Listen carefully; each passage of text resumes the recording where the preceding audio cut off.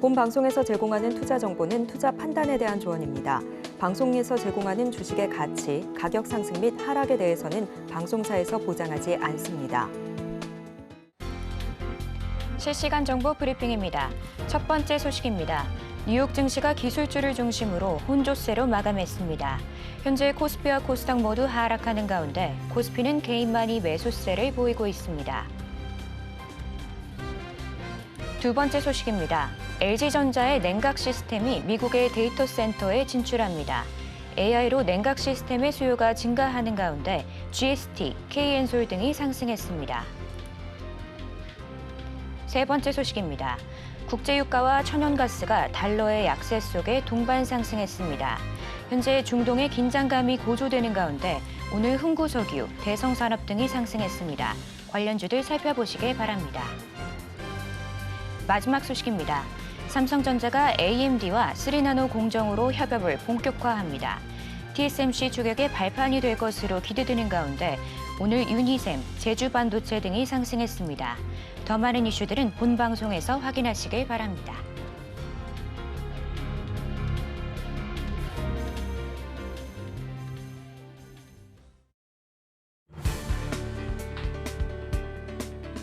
오늘 장내 일장 일부 시황으로 문 열겠습니다. 간밤 미국에서는 5월 소비자 심리지수가 발표됐는데요. 4개월 만에 깜짝 반등하는 모습이었습니다. 예상치였던 96보다도 훨씬 더 웃돈 모습이었고요. 그리고 직전이었던 97.5보다도 4.5포인트나 크게 상승한 것으로 나타났습니다. 이렇게 소비자 심리지수가 높다라는 것은 소비자들이 그만큼 경기에 대해서 낙관적이고 또 긍정적이다라는 것을 의미하는데요. 이렇게까지 지수가 크게 튀어오른 것은 바로 강한 노동시장 영향이었습니다.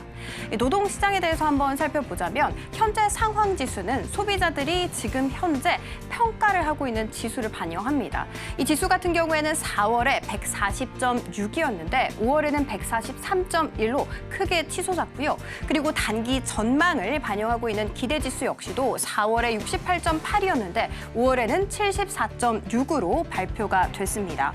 노동시장에 대한 평가도 함께 있었습니다. 지금 현재 일자리가 풍부하다라고 답변을 했던 소비자는 적었습니다. 그런데 중요한 것은 일자리를 구하기 어렵다라고 답변을 했던 소비자는 더 적었다라는 것입니다. 이뿐만이 아니라 다른 매크로 지표도 함께 발표가 됐습니다. 바로 주택 가격이었는데요. 이 3월 주택 가격이 전년 대비해서 7.4%나 크게 오름세를 보여주면서 사상 최고 수준을 다시 한번 경신하는 모습이었습니다. 상승폭 같은 경우에는 샌디에이고가 11.1%로 가장 높았고요. 뉴욕과 클리블랜드 그 등이 뒤따름을 보여줬습니다.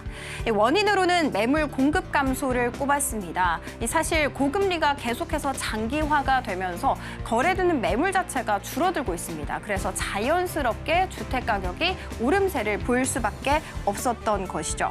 이렇게 매크로 지표가 시장에 부담을 주고 있는 찰나에 닐 카시카리 총재가 한마디 또 덧붙였습니다. 연준이 오히려 금리를 올릴 수도 있다. 그 누구도 공식적으로 금리 인상을 배제하지 않았다라는 것입니다. 그럼에도 불구하고 나스닥 같은 경우에는 사상 처음으로 17,000선을 돌파하는 기염을 토해내는데요. 그 동력은 당연히 엔비디아에 있었습니다. 엔비디아 이 딱 한 종목의 시총이 독일 전체 시총을 제친다라고 하니까 이 종목 정말 대단하구나라는 것을 여실히 느낄 수가 있었는데요. 간밤에도 이렇게까지 밝게 빛났던 이유는 일론 머스크가 이끄는 AI 스타트업 xAI에 있었습니다. 이 xAI 같은 경우에는 27일에 60억 달러의 투자 규모 이 소식을 유치 소식을 또 전하기도 했었는데요. 이 핵심은 바로 이거였습니다.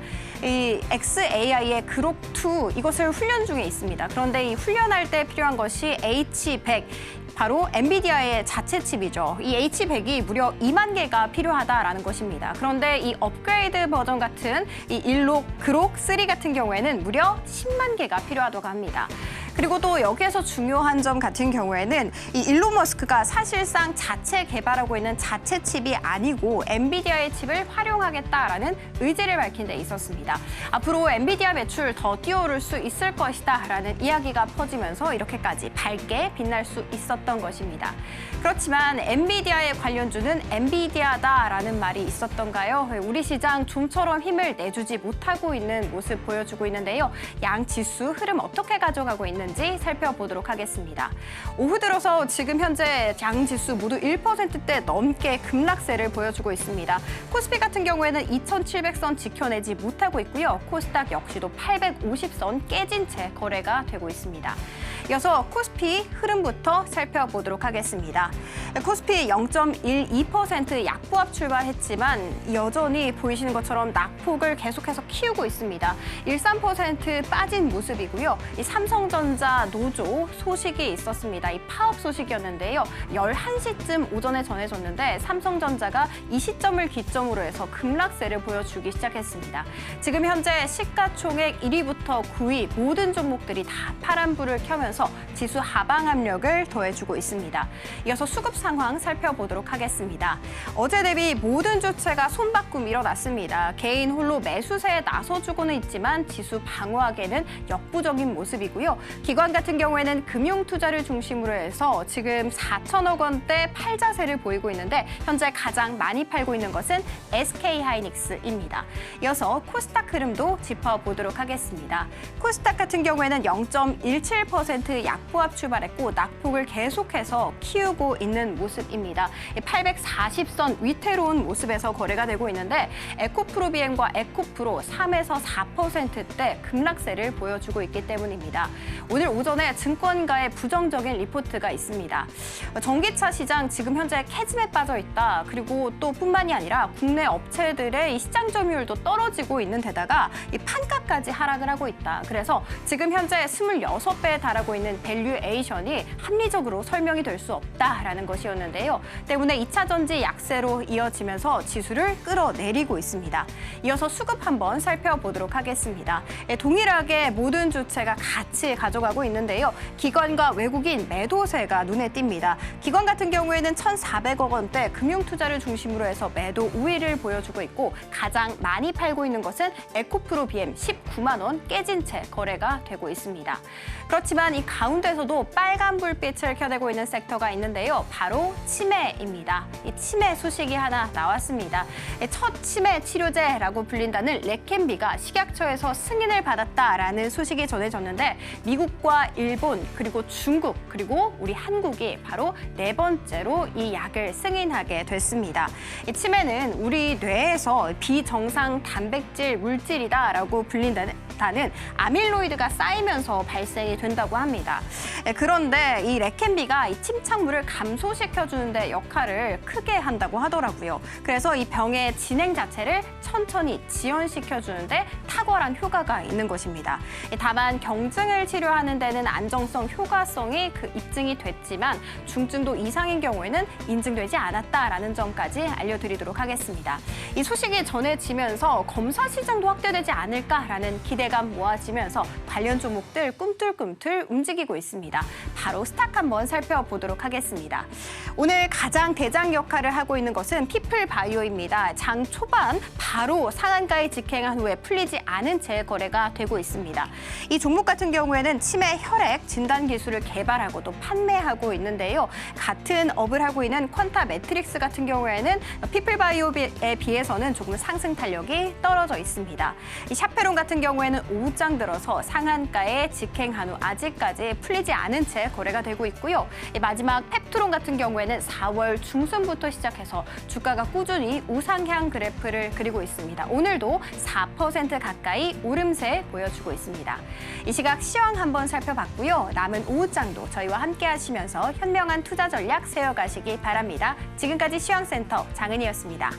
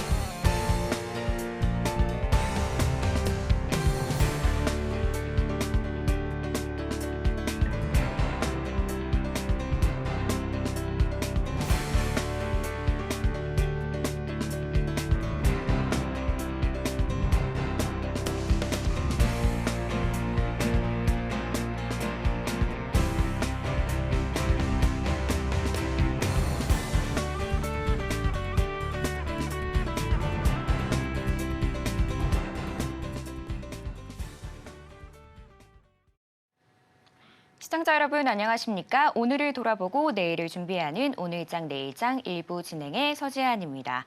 오늘 우리 시장 양대 시장 모두 크게 빠지고 있는 모습입니다. 1%가 넘는 하락세를 보여주고 있는데요. 개인만이 홀로 매수세를 보여주고 있는 양상입니다. 자, 이런 상황 속에서 우리가 어떻게 방어해야 또 저희가 좋은 전략을 가지고 잘 방어할 수 있을지 많은 분들 고민하실 것 같은데요. 그래서 오늘도 저희가 전문가님 모셔서 또 여러분께 좋은 전략 알려드리도록 할 테니까요. 오늘도 저희와 끝까지 함께 하시길 바랍니다. 저희 방송은 유튜브 서울경제TV에서도 시청하실 수 있습니다. 채팅창도 많은 활용 부탁드릴게요. 그럼 오늘장 내일장 일부 본격적으로 출발합니다.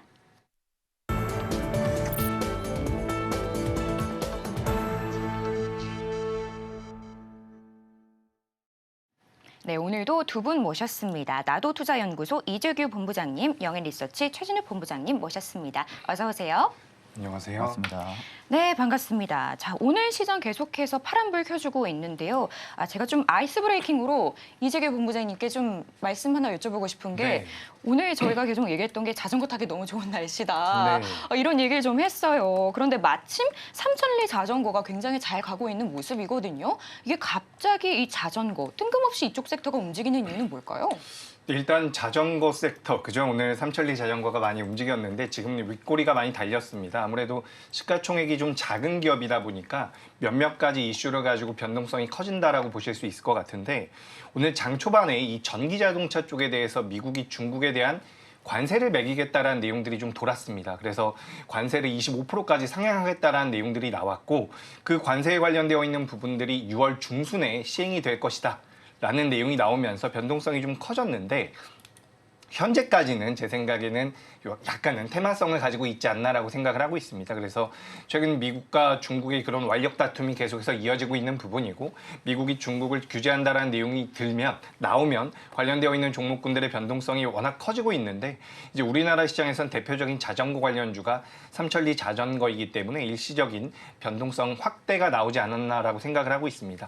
아직까지 재무적인 면을 따져봤을 때는 그렇게 우량한 상황은 아니기 때문에 일단 테마성으로 그런 내용이 있었구나 정도를 좀 판단하시면 좋을 것 같고요. 제 생각에는 5,500원대 이상까지 올라와서 주가의 흐름이 어느 정도 지지를 받는다거나 횡보 내지는 하방 경직을 보여줘야지 그때부터 본격적인 반등이 나올 가능성이 높다라고 보고 있습니다. 그래서 오늘 윗꼬리가 많이 달렸다라는 내용으로 인해서 너무 공격적으로 진입하기에는 살짝은 부담이 되는 테마성을 좀 가지고 있는 내용이라는 말씀 드리도록 하겠습니다. 네, 갑작스럽게 삼천리 자전거가 등장하면서 많은 분들 당황하셨을 것 같은데요. 이 미중 관세 전쟁 속에서 어떻게 보면 잠깐의 테마성 이슈를 띄웠다 이렇게 봐주시면 좋을 것 같겠습니다. 그러면 제가 본격적으로 우리 전문가님께, 우리 본부장님께 제가 여쭤보고 싶은데 오늘 반도체가 좀 소폭 상승하는 모습을 보였거든요. 네네. 이 HBM 모수도 꾸준하게 증가 중인데 저희가 대장주 얘기를 좀 해보고 싶은데 삼성전자보다는 SK하이닉스 쪽으로 좀 더 저희가 주목해보면 좋지 않을까 싶은데 최근에 삼성전자는 테스트 이슈로 TSMC와의 연대 같은 그런 이슈들이 있어서 저희가 SK하이닉스 좀 더 주목해보면 좋을 것 같다 이런 생각이 드는데요. 본부장님 어떻게 보실까요? 저도 이제 항상 방송에서 언급해드렸던 부분들이 삼성전자보다는 SK하이닉스가 조금 더 좋을 것이다라고는 이제 계속 제가 강조해드렸던 부분들이거든요. 그래서 사실 지금 HBM 쪽에 대한 3파전의 양상이잖아요. 근데 아직까지 마이크론에 대한 물량 수주가 강하지가 않습니다. 또 반대로 삼성전자는 지금 엔비디아 쪽에 지금 샘플 테스트 부분들을 거쳐가고 있는 부분들인데 이게 좀 쉽게 생각할 수 있는 부분들이 뭐냐면은 테스트 기간이 빠르면 6개월, 1년 이렇게 생각하시는 투자자분들이 굉장히 많더라고요. 근데 보통 기업 간의 이런 장비에 대한 테스트 기간들이 굉장히 오래 걸립니다. 특히 삼성전자가 만들고 있는 HBM과 SK하이닉스가 만들고 있는 HBM에 대한 생산 규율 조정 자체도 굉장히 다르거든요. 그렇다고 할 경우에는 실질적으로 지금 SK하이닉스가 엔비디아 쪽에 대한 물량을 100% 지금 공급을 거의 하고 있을 가능성이 높고, 자 여기서 이제 삼성전자가 결국에 그간 주가를 끌어왔던 부분들은 디램 사업이 좋아질 거다 이런 부분들보다는 실질적으로 HBM에 대한 엔비디아 쪽에 좀 손을 들어주고 있다라는 부분들이 주가의 트리거 역할을 좀 많이 했거든요. 근데 결국엔 지금 SK하이닉스보다 점유율이 밀리게 되면 밀리게 될수록 상대적으로 SK하이닉스보다 삼성전자가 빠지는 폭은 더 커질 수밖에 없다고 생각은 하고 있습니다. 결국 이 시점에서 SK하이닉스가 조금 더 치고 나가고 있는 부분들이 최근에 TSMC랑 기술 연합을 구축을 했거든요. 이제 TSMC랑 기술 연합을 구축을 함으로써 오히려 삼성전자가 조금 더 SK하이닉스를 따라오기가 힘들어졌다고 저는 생각을 해요. 그러니까 결국엔 지금 TSMC 같은 경우는 AI 반도체, 특히 이제 엔비디아 쪽에 위탁 생산을 하는 업체입니다. 그러면 결국에 TSMC의 힘과 SK하이닉스의 힘이 합쳐지게 된다고 하게 되면은 HBM4에 대한 부분들의 수요를 계속 가져갈 가능성이 높은 거죠. 그러면 결국에는 엔비디아 입장에서도 기존의 제품군에 대한 부분들의 성능 테스트가 완료가 됐었던 SK하이닉스의 제품군에 대한 이미 신뢰도가 많이 쌓여야 되는 상황에서 물론 이제 신제품이 나오게 되고 삼성전자에서 HBM에 대한 우리 거 제품을 좀 써달라 하면서 이렇게 들어오게 되면은 물론 쓸 수는 있겠죠. 근데 다만 이 테스트 기간들이 굉장히 좀 오래 걸린다라는 거. 그러면 그 안에 SK하이닉스가 최근에 좀 쉬고 있었던 부분들이 설비 투자였거든요. 근데 이 설비 투자 부분들이 다시 진행이 들어가고 있습니다. 그러면 결국 엔비디아의 수요에 대응을 하기 위해서 지금 SK하이닉스가 설비 투자를 단행을 해서 진행을 하고 있는 부분들인데 결국 이 3파전 내에서 물론 이제 예전에 그런 말들이 많았어요. 증권가에서도 삼성전자가 SK하이닉스의 점유율을 뺏어가지고 오히려 1등까지는 아니지만 그래도 완만한 점유율을 확보를 할 것이다 라는 부분들의 이야기가 많았는데 지금의 형상이랑 지금의 상황만 놓고 봤을 때는 SK하이닉스가 계속해서 저는 점유율을 가져갈 가능성이 굉장히 높다고 보고 있거든요. 특히 엔비디아가 지금 미증시에서도 굉장히 급등세를 보여주고 있는 상황이고요. 뭐 이 부분들의 가장 큰 역할한 게 골드만삭스. 골드만삭스 같은 경우가 지금 HBM 쪽에 대한 성장 전망치를 무려 2개월 만에 30% 이상 상향을 했습니다. 그렇다라는 것은 결국에는 HBM에 대한 수요는 탄탄하고 2026년까지도 계속해서 성장성이 폭발적으로 늘어날 것이다라는 부분들이 엔비디아의 뒷심을 조금 더 끌어줬다고 생각을 할 수가 있는데 그 안에서 골드만삭스가 언급했던 부분들이 SK하이닉스예요. 그러면 결국 이 시점에서 삼성전자보다 SK하이닉스를 조금 더 많이 보고 있다는 겁니다. 그건 이제 어쩔 수 없는 트랙적인 부분들이 이미 잡혀져 있는 상황이다 보니까 실질적으로 지금까지 주가를 끌어왔던 부분들이 HBM의 수급이 조금 빠진다고 할 경우에는 삼성전자 같은 경우 올라갈 수 있는 폭에 대한 상승폭이 조금은 둔화가 될 가능성이 높겠죠. 근데 반대로 SK하이닉스 같은 경우는 오히려 올라갈 수 있는 수급적인 폭이 더 크다고 보고 있습니다. 물론 오늘 지금 두 종목 모두 다 조정은 나와주고 있는데 상대적으로 삼성전자가 조금 더 조정폭이 크죠. 그러니까 결국에는 SK하이닉스 같은 경우 수급의 이탈폭이 크지가 않다라는 겁니다. 그리고 반대로 삼성전자 같은 경우는 오히려 지금 계속해서 점유율을 높여나갈 것이고 HBM 쪽에 대한 생산 공정 라인을 확대를 하고 있는데 생각보다 그 실적에 대한 부분들의 기대감이 낮아지는 거죠. 그러니까 결국엔 그 결과치에 대한 기대감이 낮아지게 되면은 상대적으로 그 결과치에 대한 기대감이 높은 SK하이닉스 쪽에 수급적인 이동이 나타날 수밖에 없다고 저는 좀 생각을 하고 있는 상황이다 보니까 오히려 저는 HBM만 그냥 딱 놓고 볼 때는 삼성전자보다는 SK하이닉스가 여전히 저는 탑에 있다고 생각을 하고 있습니다. 네, 우리 본부장님께서는 삼성전자보다는 SK하이닉스에 좀 더 주목해보자 이런 의견 주셨습니다. 그럼 이 반도체 얘기가 나온 김에 제가 계속해서 여쭤보고 싶은데요. 우리 본부장님, 삼성전자가 AMD와 이 3나노로 협력한다는 이슈가 나왔습니다. 관련주들 더불어서 좀 수혜를 볼 것 같거든요. 그건 어떻게 보실까요? 네, 일단 삼성전자가 오늘 많이 하락을 하고 있는데 장중에 이제 파업을 했다라는 얘기들도 좀 나왔죠. 노조들이 파업을 했다라는 얘기들도 나오면서 지금 변동성이 굉장히 안 좋게 나오고 있는 상황입니다. 근데 제 생각에 이 삼성전자가 지금부터 어떤 식으로 해 나가는지가 굉장히 중요할 것 같은데 우리가 이렇게 좀 볼 필요가 있습니다. 지금 삼성전자가 현재 시가총액 전일 종가 기준으로 460조 정도가 되거든요. 근데 우리가 기업 분석을 따져봤을 때 지금 2024년도, 2025년도부터 영업이익이 55조가 넘어갑니다. 그렇다라는 것은 삼성전자를 우리가 고평가되어 있다라고 분석하기는 굉장히 어렵다라는 거죠. 면밀히 말씀드려보자면 굉장히 저평가가 됐다라고 말할 수도 있는 부분입니다.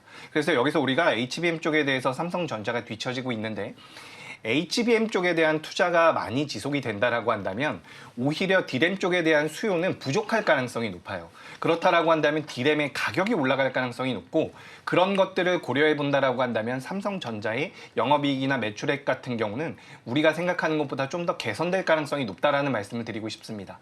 방금 전에 이제 본부장님께서 말씀해 주신 것처럼 저도 HBM을 놓고 보자면 SK하이닉스가 훨씬 더 매력적이라는 이야기는 공감을 하고 있지만 현재 매매의 관점으로 접근을 한다라고 한다면 AMD 쪽과 좋은 그런 콜라보 내용이 나온 삼성전자도 저는 괜찮다라는 말씀을 드리고 싶습니다. 그래서 오늘 그 관련되어 있는 종목 중에서 장 초반에 조금 변동성이 나오다가 현재는 밀려있는 종목 중에서 그린 리소스라고 하는 기업이 있습니다. 이 기업 같은 경우도 이제 반도체 식각에 사용되는 부품을 세정 코팅을 할 수 있는 기술력을 가지고 있다라고 해요. 근데 이 기업이 우리나라에서는 유일하게 GAA 이쪽과 관련이 되어 있는 세정 기술을 가지고 있는 코팅 기술을 가지고 가지고 있는 기업이다라고 생각을 해보시면 좋을 것 같습니다. 제가 그래서 이제 신규 상장한 기업들 같은 경우는 웬만하면 말씀을 안 드리는데 그린 리소스 같은 경우도 작년에 상장이 된 이후에 지금까지 주가가 제대로 상승을 했었던 적이 없기 때문에 이번 모멘텀이 부각이 된다라고 한다면 상승의 가능성이 있다라는 말씀을 좀 드리고 싶고요. 이 그린 리소스 같은 경우는 초전도체 쪽과도 엮일 가능성이 있기 때문에 앞으로 계속해서 좀 주시해 볼 필요가 있지 않을까라는 말씀을 드려보도록 하겠습니다. 네, 이렇게 그린 리소스까지 저희가 함께 살펴봤고요. 방금 초전도체 얘기를 해주셨는데 그래서 제가 우리 본부장님께도 또 관련해서 여쭤보고 싶습니다. 이 최근에 초전도체가 뭐 전력 손실이 굉장히 적고 에너지 효율성이 높다 이런 기대감이 많이 있잖아요. 그래서 뭐 신성 델타테크를 비롯해서 이쪽 섹터들 전체적으로 잘 움직이는 것 같은데 이거 어떻게 보실까요? 사실 이제 저는 초전도체는 이슈가 팔로우업이 계속 돼야 돼요. 이게 실질적으로 지금까지 움직였던 종목들 뭐 모비스라든지 신성 델타테크 같은 경우가 움직였던 부분들은 초전도체 이슈가 워낙 강했기 때문에 그러니까 그런 부분들 테마가 입혀지면서 주가에 좀 어떻게 보면은 급등 자체를 좀 많이 만들어놨던 부분들이거든요. 근데 다만 오늘 같은 장에서도 지금 그래도 장 초반부터 신성 델타테크라든지 다른 초전도체 관련주들의 좀 약수급이 이어지고 있는 부분들은 상대적으로 이제 초전도체에 대한 부분들이 테마로 접근을 하기보다는 산업으로 접근하는 수급도 좀 많은 것 같아요. 그러니까 결국엔 초전도체가 아직까지는 좀 긴 세월들이 좀 남아있는 상황이지만 결국에는 앞으로의 미래지향적인 부분들을 놓고 본다 하게 되면은 초전도체에 대한 부분들이 입지가 좀 굳건해질 것이고 그럼 그 안에서 신성 델타테크라든지 이제 관련 종목군들 같은 경우가 계속해서 좀 기술력 부분들이 언급이 될 수가 있고 실적에 대한 부분들도 언급이 될 수 있는 그런 기대 수급들이 여전히 지금 시장에서는 좀 유지가 되고 있는 것 같거든요. 다만 오늘 시장만 전체적으로 맥락으로 놓고 볼 때는 상대적으로 좀 주도를 해줬던 섹터들이 좀 쉬어가는 모습이죠. 주도를 해줬던 섹터들이 좀 쉬어가면서 그만큼 어느 정도 주가가 좀 많이 빠졌고 상대적으로 강했는데 주가가 좀 많이 빠졌던 섹터에 지금 수급이 조금 이동을 해주는 것 같거든요. 그렇다고 할 경우에는 우리가 지금의 시장의 성격만 놓고 볼 때는 여전히 초전도체 관련한 키워드의 좀 맥락 자체는 아직은 벗어나지 않았다라는 부분들이 좀 핵심 키워드라고 볼 수가 있는 부분들이고 신성 델타테크의 좀 어떻게 보면 기술적 관점만 놓고 봐도 이미 앞전에 좀 고가 라인을 올렸던 매물들이 생각보다 지금 바닥권인데도 불구하고 많이 빠져나간 모습들이 없는 상황이거든요. 그러면 결국 주가에 지금은 급등을 시켰던 시작점 라인까지 거의 비슷하게 내려왔습니다. 그럼 어느 정도 지금 주가가 완만하게 조정 국면을 거쳐가면서 일부 어느 정도 좀 멀티플에 대한 부분을 좀 시켰다라고 가정을 할 경우에는 앞으로 초전도체 관련한 이슈가 또다시 부각이 될 경우에는 한 차례 좀 크게 급등을 해줄 가능성도 좀 높다고 보고 있거든요. 지금 유럽 항공기 제작업체 에어버스 같은 경우 자회사인 업넥스트도 지금 초전도체를 활용한 기술 시범을 지금 뭐 출시를 했다라는 이슈가 최근에 또 나온 상황이고요. 중국 같은 경우도 지금 새로운 초전도체를 발굴하기 위해서 좀 막대한 자금을 투입했던 공장이 지금 가동을 하고 있습니다. 그럼 결국 각국에서도 지금 초전도체 관련한 부분들이 생각보다 그 입지력은 없지만 어떻게 해서든 지금 계속해서 활용성을 찾으려고 노력을 한다라는 부분들이 있어서는 언제든지 이슈는 새로운 이슈가 부각이 될 가능성은 저는 좀 높다고 보고 있고 그러면 지금 이것을 단순히 섹터로 테마로 볼 것이냐 아니면 좀 산업의 중장기 성장성이 있는 산업군으로 볼 것이냐라는 관점으로 현 시점에서 놓고 보면은 일단은 테마가 조금 더 강하죠. 현재까지는 아직까지 실체 부분들이 명확하게 나와 있는 부분들이 없기 때문에 근데 다만 이 실체 부분들 조금씩 두각을 나타낸다고 할 경우에는 이 테마에 대한 수급이 산업에 대한 수급으로 좀 많이 바뀔 가능성이 높다라는 겁니다. 그러니까 그런 관점으로 볼 때는 일단 초전도체도 여전히 관심을 좀 가질 필요는 있다고 보고 있는 상황이고 다만 다른 산업군에 대비해서는 급등락 폭이 현저히 좀 크게 움직이는 그런 테마에 조금 더 많이 속해 있는 상황이다 보니까 내가 정말로 명확한 관점을 가지고 접근을 하는 게 아니라면은 일단은 초전도체는 조금은 조심해 볼 필요성은 있다. 다만 근데 내가 이제 정확하게 보수적인 관점을 갖고 대응 관점을 명확하게 잡고 있다고 하게 되면은 초전도체 같은 경우도 한 차례 저는 단기간에 좀 펌핑이 나올 가능성이 높다고 보고 있는 테마 중에 하나이다 보니까 좀 그런 관점을 좀 잡으시는 투자자분들한테는 또 현명한 투자가 되지 않을까 그렇게 보고 있습니다. 네, 초전도체 아무래도 아직은 실체가 없는 상황이기 때문에 투자에는 좀 유의해 주시는 게 좋을 것 같습니다. 자, 그럼 이제 2차 전지 얘기를 해볼까요? 이재길 본부장님, 이제 최근에 좀 2차 전지 주목을 덜 받고 있기는 합니다. 이 전기차 수요가 아무래도 좀 둔화 양상을 보이면서 2차 전지도 좀 아쉬운 흐름을 보여주고 있는 것 같은데요. 예를 들자면 LG 엔솔 1년 내에 최저가를 기록했습니다. 좀 아쉬운데요. 어떻게 보실까요?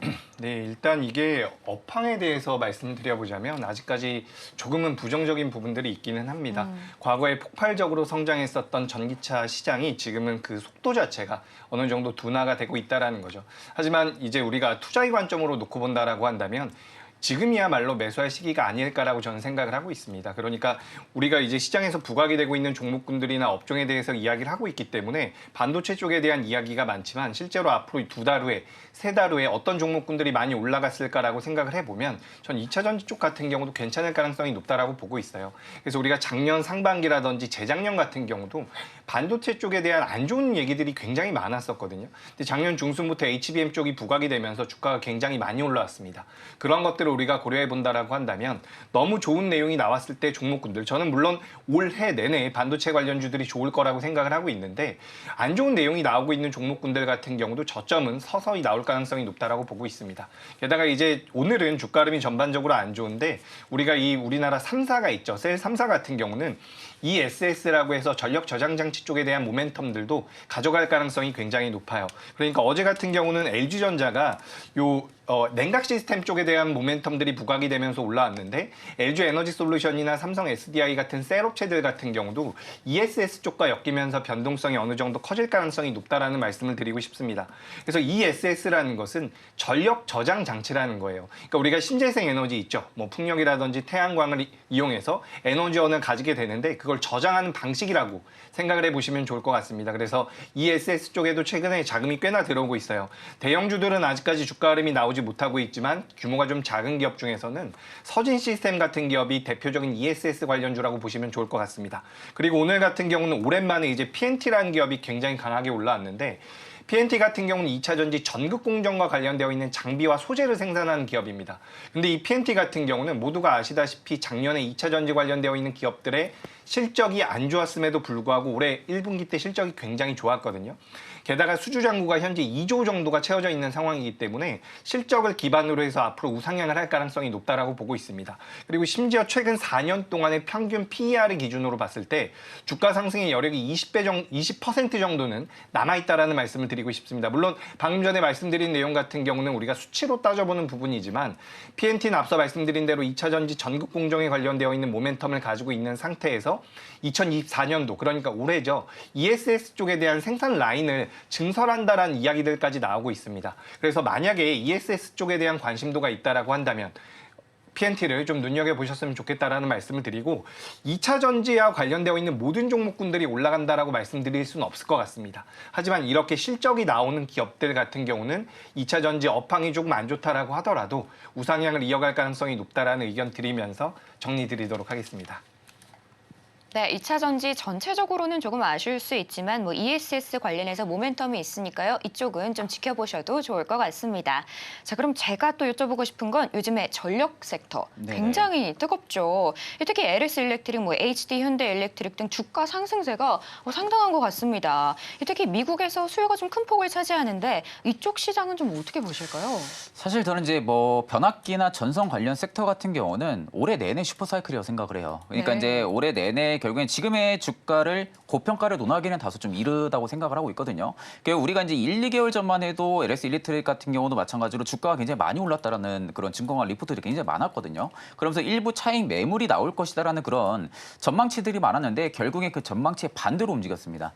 반대로 지금 주가가 계속해서 사상 최고가를 경신하고 있는 부분들만 나타나는 것만 봐도 그만큼 시장에서 많은 화두가 이쪽에 많이 쏠려 있다는 거예요. 결국 이제 투심이 계속해서 쏠려야만이 주가도 위로 올라갈 수 있는 그 파급력이 강해지는 부분들이다 보니까 일단 시장의 이 트렌드 자체는 확실하게 잡혀 있는 상황이고 결국엔 지금 시장의 움직임만 보면은 딱 알 수 있습니다. AI로 시작을 해가지고 반도체, 뭐 전선, 전력기기, 변압기, 뭐 그리고 신재생 쪽 다양하게 원전까지 지금 이렇게 움직이고 있는 부분들만 놓고 봐도 결국에는 AI 수요 확대에 따른 반사 수혜 섹터들이거든요. 그러면 이런 섹터들 같은 경우가 지금 움직인다라는 것 자체가 올해 내내 일단은 좀 슈퍼사이클이 좀 유지가 될 가능성이 높다고 보고 있고 그 안에서도 일단 LS 일렉트릭 같은 경우가 지금 계속해서 위로 올라가는 부분들인데 사실 여기서 또 가장 중요한 팩트는 8월 달에 MSCI에 대한 편입 기대감까지 일단 있는 상황이죠.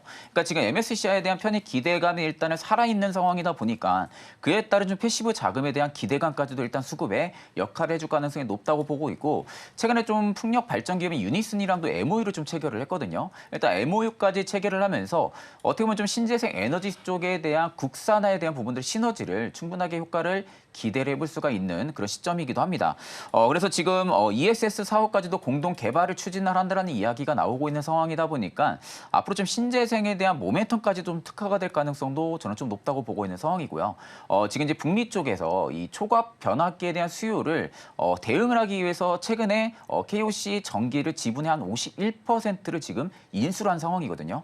일단 이제 인수를 하면서 결국 이제 초과압 변압기 시장에 앞으로 수요가 커질 시장에 대해서 미리 대비를 하는 겁니다. 그러면 결국에 공장 증설이 완료가 될 경우에는 오히려 지금 2026년까지도 LS 일렉트릭 같은 경우가 5천억 원 이상의 좀 시장 규모에 좀 대응을 할 수 있는 그런 캐파가 형성이 될 가능성이 높다라는 관점으로 볼 때는 오히려 LS 일렉트릭 같은 경우는 주가는 계속 좀 고점을 높여나갈 가능성은 좀 높다고 보고 있거든요. 네, 다만 오늘 수급만 딱 놓고 보면은 외국인과 기관 일장 양시장에서 모두 지금 LS 일렉트릭을 매도를 하고 있는 상황이긴 합니다. 네, 다만 앞전에 좀 당겼던 매수 대금에 대비해서는 상대적으로 저는 좀 크게 나오고 있는 모습은 아니라고 보거든요. 주가는 이미 고점으로 올라갔는데도 불구하고 수급적인 면모가 많이 안 나온다라는 부분들이 그만큼 시장에서 계속해서 일부 차익은 나오긴 하지만 다시 그 차익분에 대한 부분들이 매수 압력으로 좀 이어질 가능성이 높다라는 관점으로 볼 때는 저는 오히려 올해 이렇게 좀 변압기 쪽이나 전선 쪽에 조정이 나올 때는 신규분들한테도 충분히 매수 기회를 줄 수 있는 그런 시기는 계속 좀 도래를 할 것이다.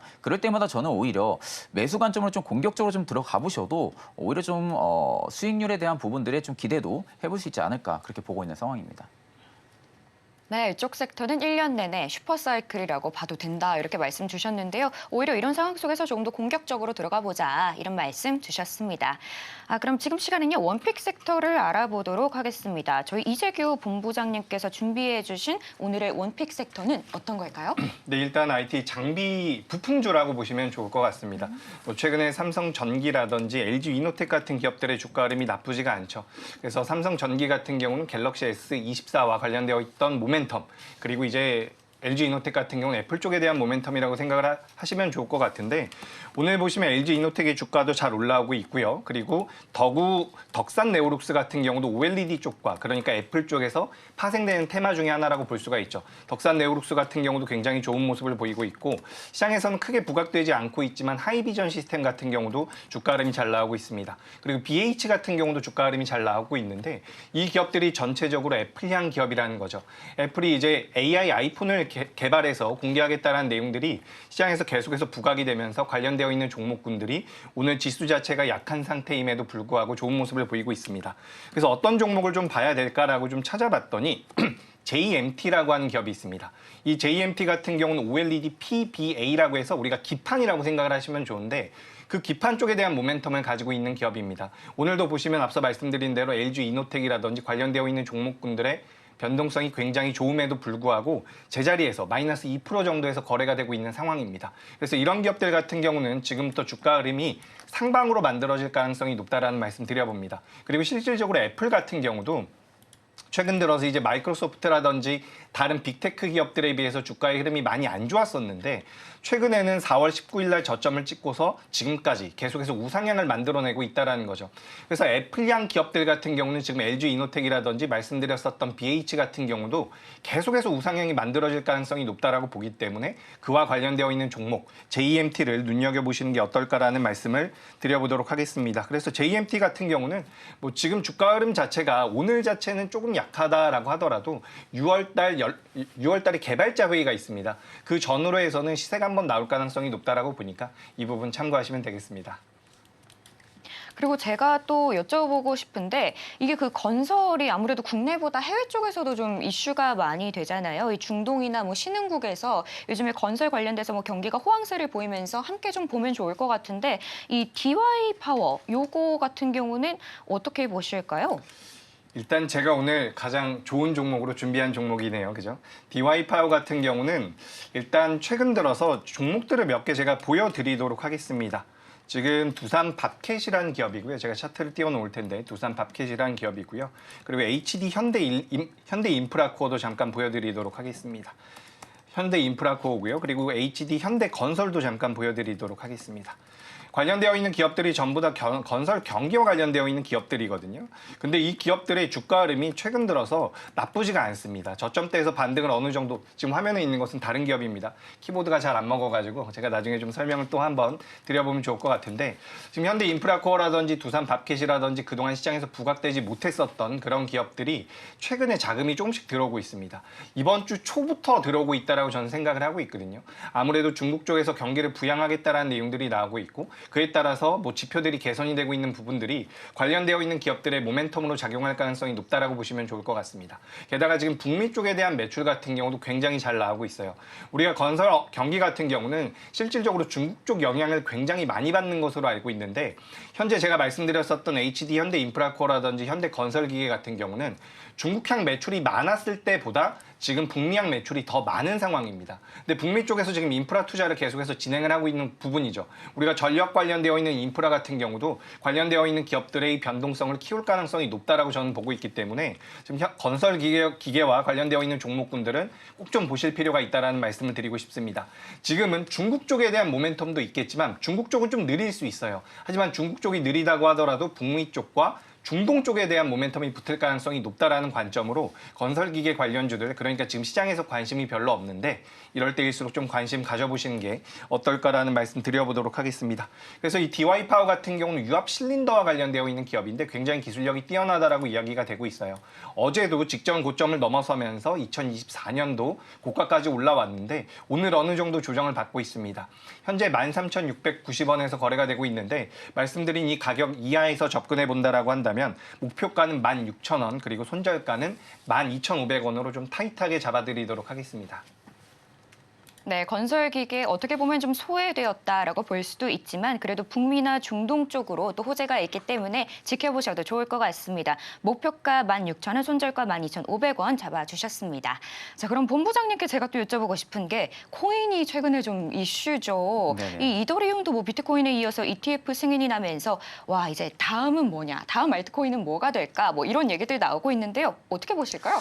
사실 이더리움의 현물 ETF는 조건부 승인이 일단은 됐다고 보는 게 맞아요. 일단 이제 보통 승인이 되게 되면은 두 가지 승인을 받아야 되거든요. 첫 번째로는 투자 계획에 대한 부분들의 신고서, 두 번째는 증권에 대한 신고서로 두 가지를 좀 승인을 받아야 되는 부분들인데 일단 지금 첫 번째가 신고가 승인이 된 겁니다. 그러니까 지금 두 번째 같은 경우는 보통 이제 첫 번째가 신고가 완료가 되게 되면은 보통 대부분 승인이 된다고 보는 게 맞아요. 한 3개월에서 6개월 이내에. 그러면 결국 이제 이더리움에 대한 ETF는 결국엔 좀 승인이 됐다라고 보시는 게 맞는 것 같습니다. 보통 이제 비트코인 같은 경우도 ETF를 신청했을 때 당시에 이더리움과 좀 거의 비슷한 맥락으로 많이 갔었기 때문에 일단 사실상 이더리움의 ETF가 승인이 된다고 할 경우에는 좀 기대해 볼 수 있는 부분들이 주요 알트코인들의 후속 승인까지도 좀 기대해 볼 수가 있는 부분들이거든요.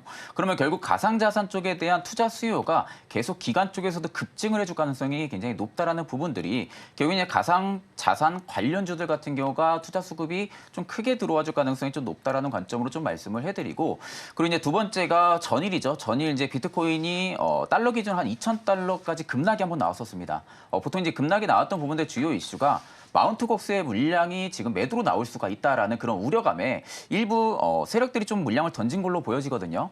마운트 곡스 같은 경우가 예전 한 2014년 전에 일본에서 굉장히 큰 거래소였습니다. 그때 당시 비트코인의 약 한 70% 이상을 마운트고스 거래소에서 가지고 있었거든요. 근데 지금 그때 2014년에 제 기억상 해킹을 당해가지고 해킹 당하면서 그 거래소가 파산을 했습니다. 파산을 하면서 그 비트코인의 물량을 여전히 마운트고스가 가지고 있는 상황에서 채권자한테 그 물량을 넘겨줘야 되거든요. 채권자한테 그 물량을 줘야 되는 시즌이 올해 한 10월 기한으로 제가 좀 알고 있는데 그 물량이 일부 지갑으로 이동을 해준 겁니다. 어제. 그러다 보니까 비트코인이 마운트고스에서 지금 물량을 던질 수도 있거나 그 우려감이 좀 많이 빠졌던 부분들이지 실질적으로 그 물량이 아직 나온 상황은 아니거든요. 채권자들한테 줄 수 있는 그 물량에 대한 지갑이 분산화가 됐다고 생각을 하면 되시고, 그렇기 때문에 그만큼 비트코인에 대한 부분들의 파급력은 여전히 좀 강하다라는 관점으로 좀 말씀해드립니다. 이제 그런 관점으로 볼 때는 저는 오히려 지금 블록체인 관련주라든지 가상자산 관련주들 같은 경우가 한 차례 저는 수급에 대한 펌핑이 좀 강하게 들어와줄 가능성이 좀 높다고 보고 있는 상황이거든요. 보통 이제 이더리움에 대한 ETF가 승인이 되면 보통 알트코인이랑 가장 또 많은 영향을 많이 받습니다. 결국 이제 그 위에 대장이 비트코인이 될 수가 있겠지만 실질적으로 최근에 투자 수급만 놓고 보면은 비트코인보다 이더리움 쪽에 투자 수급이 더 크게 올라오는 경우도 많습니다. 그만큼 지금 기간에 대한 부분들의 자금까지 유입이 된다고 하게 되면은 실질적으로 이제 우리 기다리던 이제 알트장들이 오는 시기가 도래를 했다라고 볼 수가 있겠죠. 그러면 결국 이제 증권 시장으로 놓고 볼 때는 가장 좀 대장이라 할 수 있는 우리기술 투자 같은 경우가 한 번 더 시세에 대한 펌핑 가능성이 좀 크게 들어와줄 가능성이 높다고 보고 있는 상황입니다. 지금 뭐 기술적인 관점만 놓고 봐도 최근에 고가를 찍고 나서 주가가 좀 많이 빠졌다고 볼 수가 있겠지만 상대적으로 저는 주가가 좀 많이 빠졌다고 생각을 안 하고 있거든요. 보통 지금 고가권에서 여전히 박스를 그리면서 주가가 좀 쉬어가는 모습들을 보여주고 있는 상황인데 보통 이렇게 쉬어가는 모습들을 보여주는 부분들이 일단 비트코인에 대한 반감기가 지금 시작을 했고 그런 부분들이 가격 상승에 대한 랠리 기대감이 일단은 살아있는 상황에서 이더리움의 ETF 승인 여부에 따른 좀 어떻게 보면 좀 기대감에 대한 부분들이 모멘텀이 여전히 남아 있는데 아직 확실하게 나왔던 부분들이 없기 때문에 우리 기술 투자가 좀 쉬어갔던 부분들이지 저는 지금 조금씩 이평들이 밀집이 나타나는 부분들만 놓고 볼 때 한 번 위로 급등을 주려는 모습들이 계속 지금 눈에 보이고 있는 상황이거든요. 그렇기 때문에 우리 기술 투자 같은 경우는 저는 한 번 더 재차 신규분들한테는 수익을 좀 확실하게 실현을 할 수 있는 그런 기회가 지금 곧 오지 않았나라고 생각을 하는 관점으로 볼 때는 우리 기술 투자 같은 경우 좀 탑픽으로 좀 여러분한테 좀 말씀을 해드리고 싶고 가격적인 전략을 좀 말씀을 해드리게 되면은 일단 목표가는 저는 단기간에 한 9,600원대까지는 상승이 들어올 가능성이 높다고 보고 있습니다. 다만 이제 9,600원대의 매물이 조금 묶여 있는 상황이다 보니까 이쪽 매물을 충분하게 우리 기술 투자가 소화를 해준다 하게 되면은 앞전 52주 신고가 라인까지 한 번 더 재차 상승 기조가 좀 나와줄 가능성이 좀 높다고 보고 있는 상황이고요. 손절가 같은 경우는 이제 8,200원을 일단은 이탈 안 하는 게 좋습니다. 그러면 지금 보통 손익비가 굉장히 좀 좋은 자리라고 볼 수가 있겠죠. 그렇기 때문에 손절가는 8,200원으로 제시해드리겠습니다. 네, 우리 본부장님 이미 우리 기술 투자로 굉장히 많은 수익을 주셨는데요. 그렇기 때문에 이번 의견도 여러분 참고하시면 도움이 많이 될 것 같습니다. 목표가 9,600원 그리고 손절가 8,200원 이렇게 정리해 주셨습니다. 자, 이렇게 두 분께 원픽 섹터까지 들어봤고요. 지금까지 나도투자연구소의 이주길 본부장, 영앤리서치의 최진욱 본부장님과 함께했습니다. 오늘 두 분과는 여기서 인사드릴게요. 감사합니다.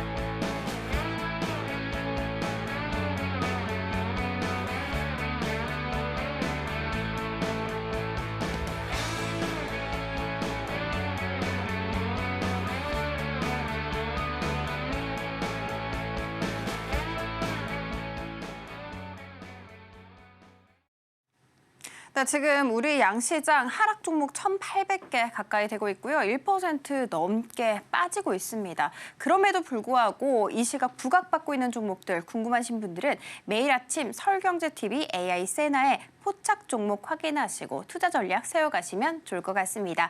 자, 그러면 오늘 AI 세나가 포착한 종목들 하나씩 살펴보도록 하겠습니다. 먼저 첫 번째 종목 공개해 보도록 하겠습니다. 첫 번째 종목은 HD 현대입니다. 모멘텀 85점 기록했고요. 실적과 수급 80점, 차트와 신호 강도 75점 기록하면서 총 종합 점수 79점으로 스윙 가능하다라는 것을 알 수 있었습니다. 실적이 앞으로 개선이 될 것이고 HD 현대 마린 솔루션 같은 경우에는 지금 주가 상승으로 인해서 지분 가치도 상승할 것이다라는 긍정적인 전망이 나옴에도 불구하고 요즘 주가가 박스권에 갇혀 있는 모습인데요. 오늘 흐름 어떻게 흘러가고 있는지 살펴보도록 하겠습니다. 오늘 같은 경우에는 정형적인 전약 후강의 모습을 보여주고 있습니다. 전일 대비해서 1.75% 오른 69,700원에 거래되고 있고요. 장중에는 7만 원 선 돌파하는 움직임 보여주기도 했습니다. 이어서 두 번째 종목 살펴보도록 하겠습니다. 두 번째 종목은 LS 일렉트릭입니다. 이 모멘텀 같은 경우에는 90점 나왔고요. 실적 85점 그리고 차트와 신호 강도 80점, 수급은 75점으로 총 종합 점수 82점 기록하면서 포지션 가능하다라는 것을 알 수 있었습니다. 어제 52주 신고가를 달성하기도 했던 LS 일렉트릭인데요. 부산에 초고압 변압기 공장을 더 짓겠다. 그리고 나아가서는 변압기 회사인 KOC 전기 지분 51%를 인수하겠다라는 이야기를 밝히면서 변압기 포트폴리오 강화하는 흐름 보여줬습니다. 이 때문에 매출 성장 정말 기대가 되는데요. 이 기업 같은 경우에는 지금 주가 흐름이 전강후약의 모습을 보여주고 있습니다. 그래도 전일 대비해서 1.73% 오른 채 거래가 되고 있습니다. 마지막 세 번째 종목 살펴보도록 하겠습니다. 이 세 번째 종목은 한국항공우주입니다. 모멘텀은 95점 나왔고요. 그리고 수급도 95점 기록했습니다. 신호강도 90점 그리고 실적과 차트 모두 85점 기록하면서 총 종합 점수 90점으로 포지션 가능하다라는 것을 알 수 있었습니다. 우주항공청 개청 그리고 아랍에미리트 대통령의 방한 이슈 받으면서 어제 7%대 넘게 장대 양봉을 그려내기도 했는데요. 남은 기간도 다양한 수주에 대한 협의 물량 대기 중이다라는 긍정적인 이야기도 있었습니다. 한 증권사에서는 목표가를 72,000원까지 상향 조정하기도 했는데요. 오늘 흐름 어떻게 가져가고 있는지 살펴보도록 하겠습니다. 오늘 같은 경우에는 조금 아쉬운 흐름 보여주고 있습니다. 전 거래일 대비해서 4% 가까이 낙폭을 키우면서 56,300원에 거래되고 있습니다. 이렇게 세나의 포착 종목들 살펴봤습니다. 마감 후 자세한 투자 전략 궁금하신 분들은 6시 30분에 방영되는 온트레이딩 AI를 통해서 확인하시면 좋을 것 같습니다. 네, 오늘장 내일장 일부 오늘의 핵심입니다. 먼저 LS 일렉트릭 매수 관점 아직 유효하다 이렇게 의견 주셨고요. 또 국내 SL 3사 ESS의 모멘텀이 부각되면서 기대감이 있다 이렇게 정리해드리겠습니다. 또 마지막으로 초전도체 섹터 재부각되는 상황 속에서 급등락 주의하시길 바랍니다. 네, 이렇게 오늘의 핵심까지 만나봤고요. 참고로 본 방송에서 제공하는 정보는 투자 판단에 대한 조언일 뿐 가치와 상승을 보장하진 않습니다. 오늘장, 내일장 1부에서 준비한 순서는 여기까지입니다. 저희는 잠시 후 2부에서 인사드리겠습니다.